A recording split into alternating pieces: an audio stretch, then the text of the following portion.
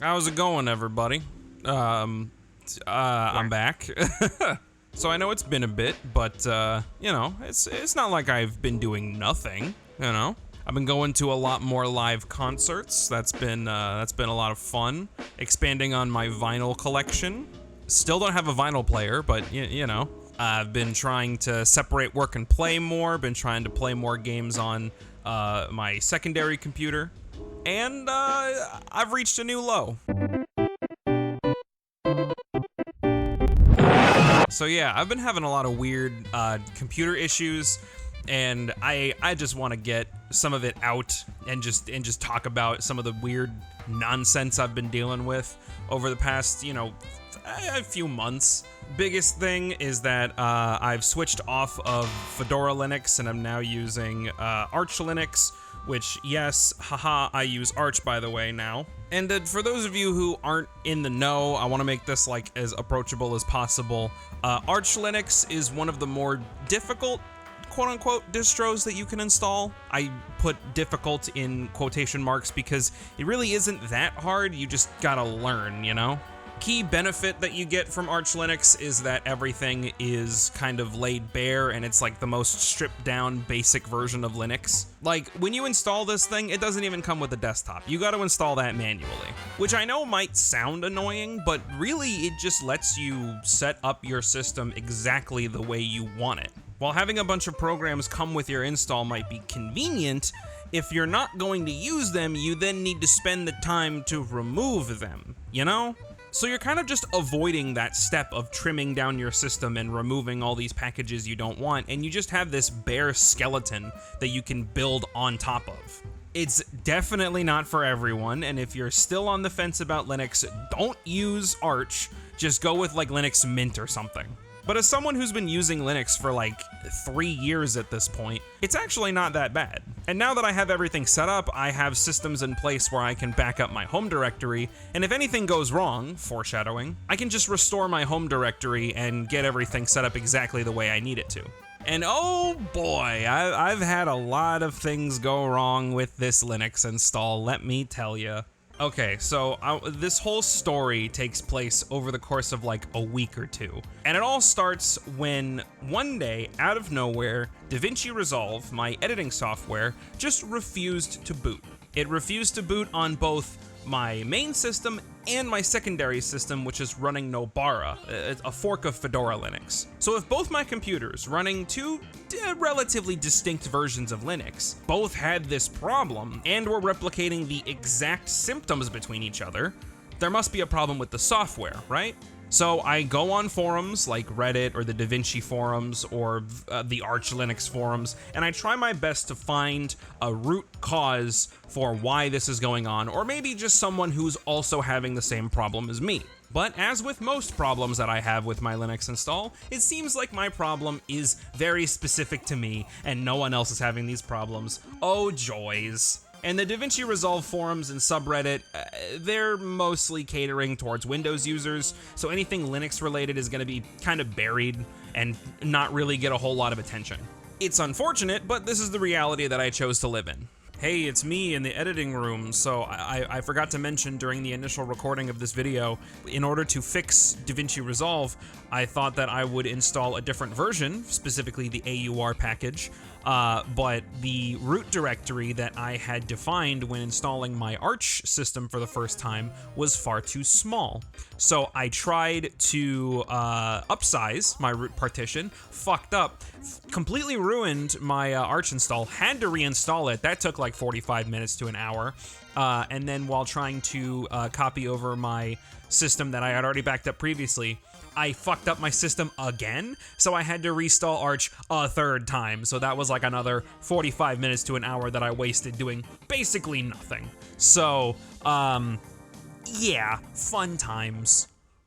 Okay, so after all that failed, now I gotta learn how to get the logs of this program to show.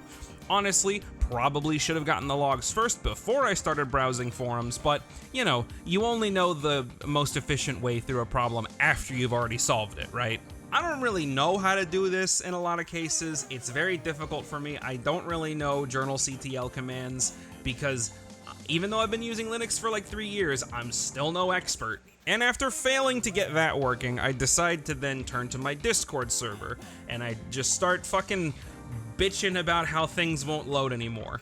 And some absolute fucking geniuses on my Discord server were like, oh yeah, if you run it through the terminal, you can see that it's having problems with this specific package. And I'm like, okay, cool. So I run it through the terminal. Sure enough, I do see that it's having problems with this specific package called libpango. Now, a good question would be, what the fuck even is libpango? I don't know, and I kind of still don't know. Hold on, let me look into this. Okay, so Pango is a library for the layout and rendering of text. Why is this one causing problems with DaVinci? Whatever, I don't care. Doesn't really matter at this point. All we know is that this package is causing problems. Local Genius on the Discord server, that one song on YouTube also, go check out his channel, suggested that if you deprecate the Pango package to an older version, basically like downgrading it to an older version of the package, you know, basic shit, I guess, that should allow DaVinci Resolve to boot. And sure enough, I download the package, I install it manually, and hallelujah, DaVinci Resolve boots up no problem. Awesome. That's great. I'm happy. It's been like, dude, it's been like 3 days at this point of like browsing through forums and trying to find what's going on and making like, cause like I've also got to do other stuff, you know, I got to go to work, I got to, you know, eat, I have to shower, surprisingly enough. I can't just spend every waking hour trying to fix this one goddamn problem. So like a week of stress later, and I finally get DaVinci Resolve back up and running. Great, awesome. I can finally like work on projects again. So the first project I decide to work on is I want to do a Let's Play of this Mario 64 ROM hack called Takua 64. Basically, you're exploring the island of Matanui before the Toa have awakened. It's like Bionicle shit. I'm sorry, a lot of this conversation is pretty inside baseball, but you know, such is life. About an hour and a half to 2 hours into recording that Let's Play, my entire computer freezes up. Like locks up. I can't do anything. And I leave it for a couple of minutes and I'm like, okay, I'm just gonna turn the computer off. So I do that, but because my computer locked up, I was never able to properly finish recording that Let's Play.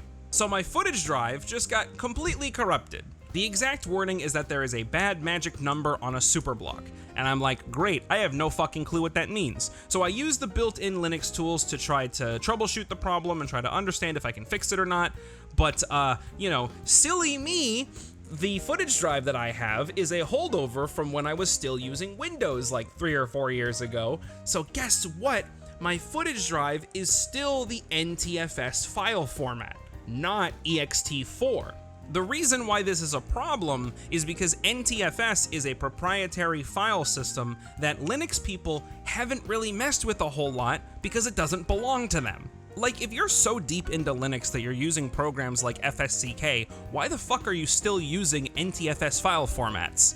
I still have yet to fix the hard drive and recover all that footage, because to do that, I'm gonna need to dig up my Windows install again, put that into my secondary computer, and then see what I can do from there. And I'm gonna be honest with you, I really just don't want to use Windows right now, okay? I've spent like 2 weeks troubleshooting Linux-involved problems and trying to get file systems sorted, and I've got a couple other things I want to talk about after this story. This timeline is far from over. So the last thing I want to do right now is boot up a Windows system and start troubleshooting problems there. I fucking hate using Windows now, dude. It is so bad. So as far as I'm concerned, that footage is still dead, and I'm gonna do my best to recover it, but there's no guarantee, which sucks, but such is life, I guess. The good news, though, is that I didn't lose the footage for one of my bigger scripted videos. I'm gonna be honest, I've just been, like, really trying to find the willpower to work on that one, and maybe now, after I get this video out, I can finally start working on that one, adding a few things here and there, but I can't really promise anything. My mental health has been kind of all over the place as of late.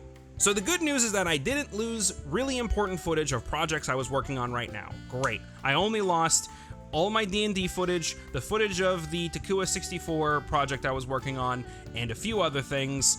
That sucks really bad, and I really hope I can recover this, but, you know, So in response to this whole, like, losing footage fiasco, I knew that I had to have a better system for keeping footage and making sure that I'm not gonna lose stuff in the future. So, what do?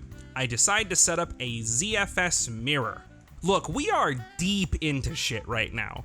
We're far beyond the, I'm gonna have a bunch of just fucking external hard drives in a bin somewhere. We're starting to use, like, industry grade tools to make sure that my YouTube footage doesn't get lost. I really am just that far gone, aren't I? So anyway, what is a ZFS Mirror? Basically what it means is that I'm going to have 2 hard drives of exactly the same size, in this case being 1 terabyte. We're gonna use fancy software to mirror the contents of both of those drives. So if one of them happens to die, I can just slot in another 1 terabyte drive, rebuild the file system, and I won't lose anything. Now, a hole in this is that if both of the hard drives happen to die at the same time, well, all that data is going to be lost regardless. But let's be honest here, if both of those hard drives die, I've got way bigger problems on my hands than just losing that footage. If both of those drives die at the same time, I've probably lost the entire computer. We've got systems in place to back up beyond that, but for just this little scope right here, a ZFS Mirror is fine. So I get both of the drives, I install them into my computer. Uh-oh, my computer is now giving me DRAM issues and it won't even post. Fucking lovely.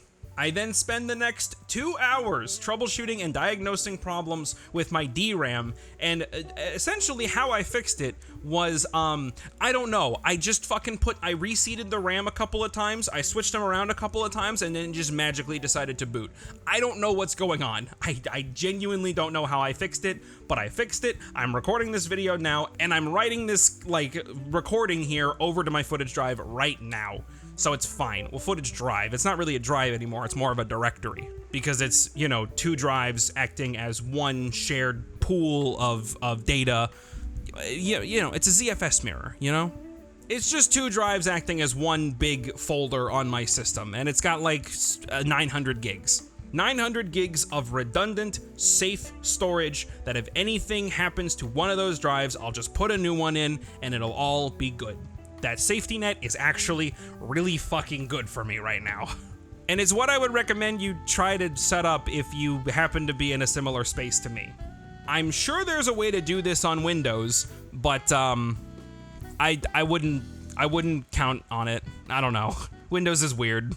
They're probably instead just gonna be like, no, you don't need to make a fucking ZFS Mirror. You don't need to back up your stuff locally. Why would you want to do that? Just fucking put it on the cloud. Yeah, there's no problems with the cloud. Oh, but you've only got like 1 gigabyte of storage on the cloud. So hey, dude, if you give us like $75 a month, you can get like maybe 3 gigabytes of storage on the cloud. That's pretty fucking crazy, right? That's a great deal. Hey, dude, you should pay for our cloud services. And while you're at it, why don't you pay for Game Pass also? Hey, you know, Game Pass is pretty cool. You get a bunch of games for free, but I mean, you know, if those games go offline, then, you know, you just can't play them anymore. I mean, you paid for, you know, this one specific game, but now we don't have it on our services anymore. Oh, that's fucking crazy, dude. That's wild. Why would that even happen? Man, we're Microsoft. We fucking love consumers, don't we? I'm fine. I promise.